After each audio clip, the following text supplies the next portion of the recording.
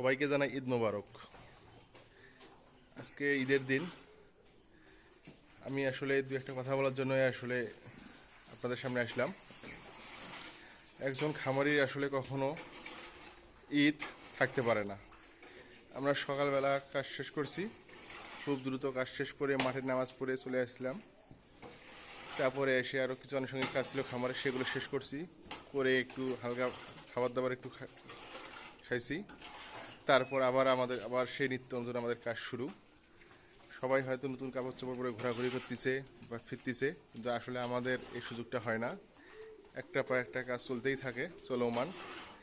এই জন্য বললাম, আসলে যারা কখনো গরু খামার আপনারা করতে চান, তারা আপনারা এই যে ঈদ বা বিভিন্ন অনুষ্ঠান, বিয়ে শাদী, সব কিছু আপনাদেরকে ত্যাগ করতে হবে, তাহলে সম্ভব। কারণ এখানে ঈদ, খুশি, মানে কোনো কিছুই আপনারা আসলে সামাজিক যে প্রোগ্রামগুলো যেগুলো সাধারণত হয়, এগুলো আসলে অ্যাটেন্ড করার সুযোগ আপনাদের থাকবে না।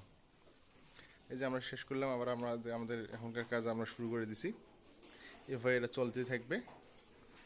আসলে এখানে খুশি এটাই যে এদেরকে নিয়ে আসলে যারা থাকতে পারবে এরা খুব খুশি থাকবে। হয়তো বাইরে আড্ডা বা ঘোরাফেরা হবে না, এর থেকে এখানে অনেক বেশি অবশ্য খুশি আছে, যদি সেটা কেউ গ্রহণ করতে পারে।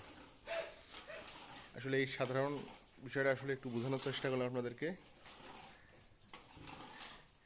সো ধন্যবাদ সবাইকে। ঈদ মোবারক।